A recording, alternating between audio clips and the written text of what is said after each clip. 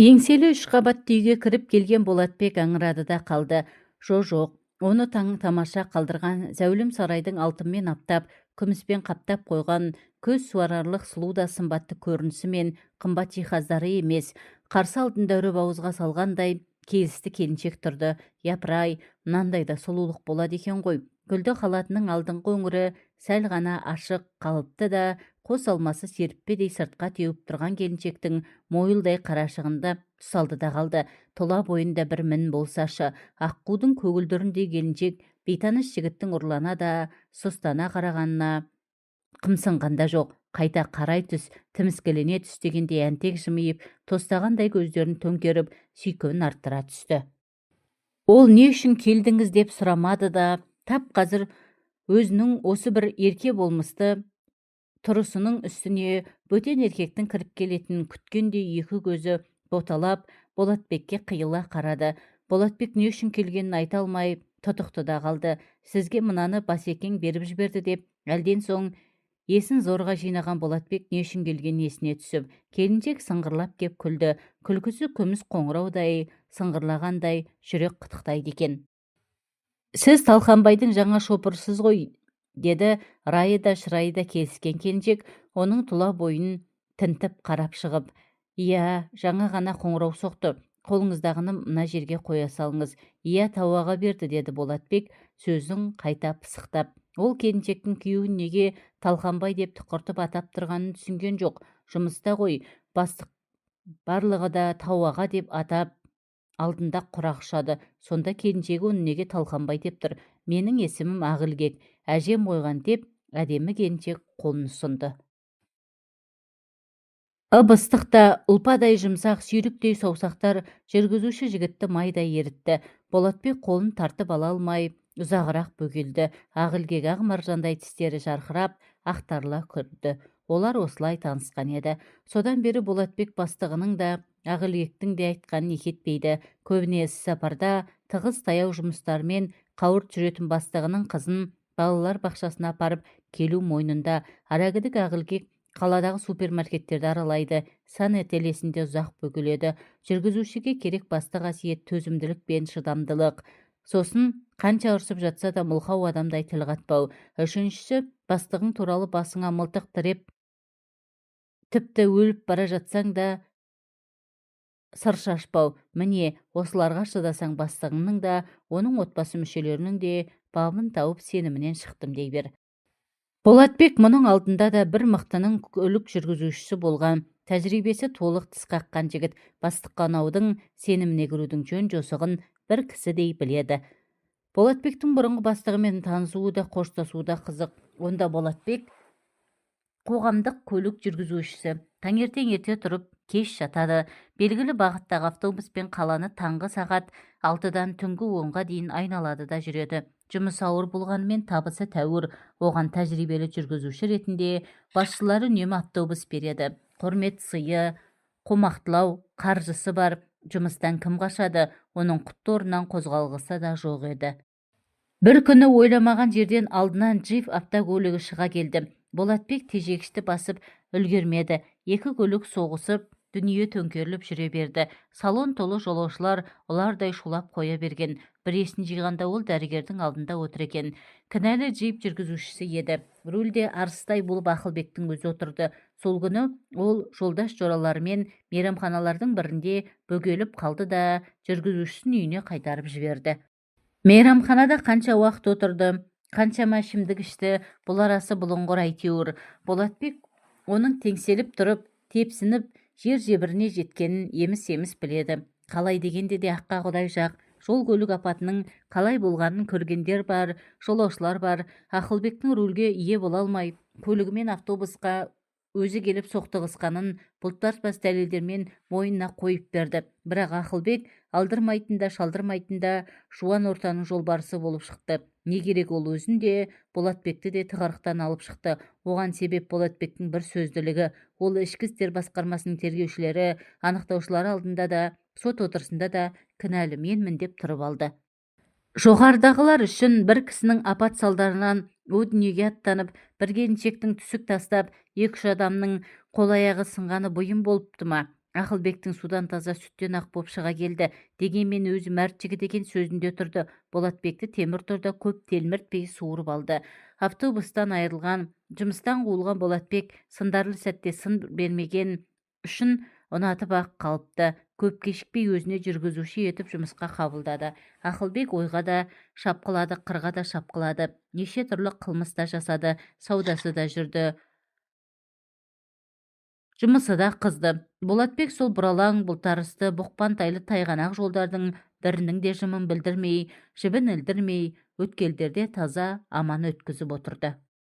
Бірде Ақылбек тау баурайындағы саяжайында биліктегі дүмді орындарда отырған дос жарандармен үлкен береке ұйымдастырды. Кілең ығай мен сығай мынандай оңашалықта аңсап қалған ба, көз байланғанша ішіп жеді, қалғандарын көсіліп бақты, ойнақ салды. Олардың әрқайсысының жанында бір-бір сылқым сұлу бар еді. Не ойлағанын өзі біледі. Бастығы екі күлім көзді бірге ала келіпті.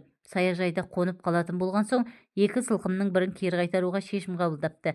Болатбек, деді бастығы, оның қасына шақырып алып, мына қарындасты үйіне жеткізіп сал, байқа, бір тал шашы түсетін болса, менен жақсылық күтпе. О не дегеніңіз, Басеке? Былайшаға Гүлбанудың ызадан әлде қызғаныштан тызақтап келе жатқанын аңғарды. Өйткені Басекең мұны емес, оны таңдады ғой. Ішінен от түскен Гүлбану ұятты жиып қойып, мұның мойнына асыла кетті. Ішіп алғанмен бұл бойжеткен аса ажарлы еді. Ажарлы адамның даусынан албатты сөз шығады екен-ау. Жол жөнекей оның айтпағаны жоқ.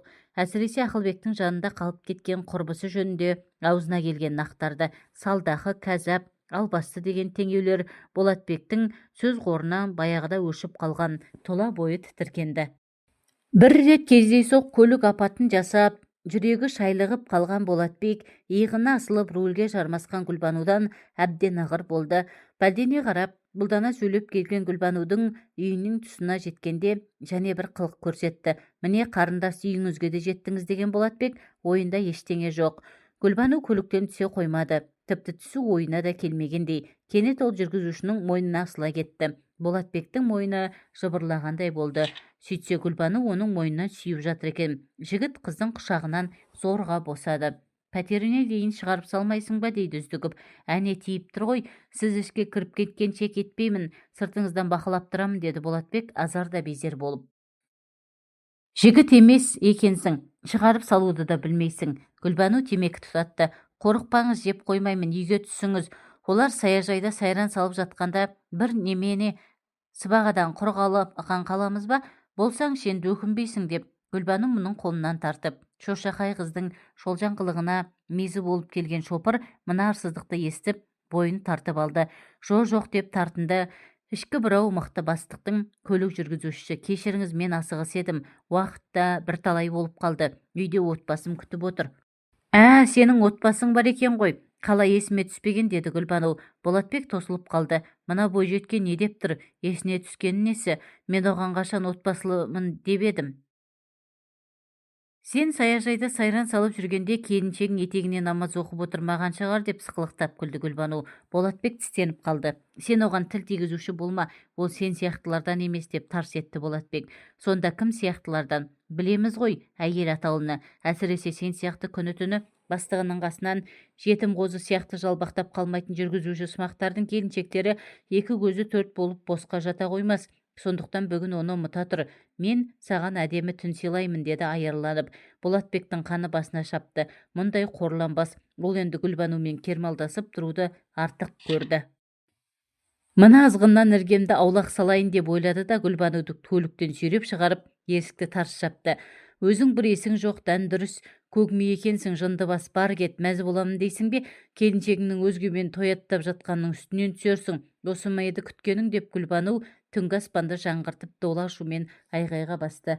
Бәледе мәшайық қашыпты деген бар. Болатбек мына дүлейден құтылған жасықты. Ажарлы деген бойжеткен мұнша азулы, азғын ойлы болар ма? Болатбек үйге жеткенше қаны тасып, миы солқылдап келді. Ол көлігін қаңтарып үйіне кіргенде бөлмесінде алаңсыз ұйықтап жатқан жарын көрді. Балаларының бетінен сүйіп, сүйіктісінің жанына келіп жантайды. Келдің бе, деп Зағипа бері бұрылып жатты.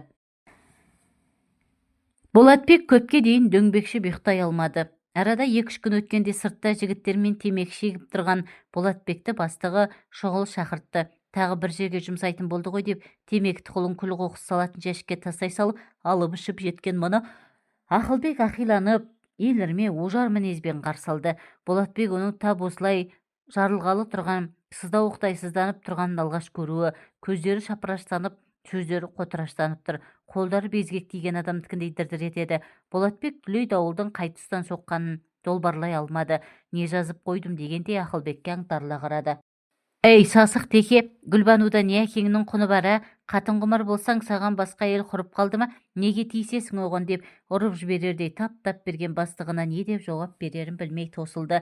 Не істеп қойыппын оған деп Болатбек ашына сұрақ қойды әлден соң. Қонақ үйге түсейік, менімен бол депсің ғой. Болатбек аяр адамның өз есебіне келгенде аянбайтынын білуші еді, бірақ Гүлбанудан тап осындай аярлық күтпеген. Япырай, ындының ырқы, қызғаныштың құрты осыншама шаһар болар ма?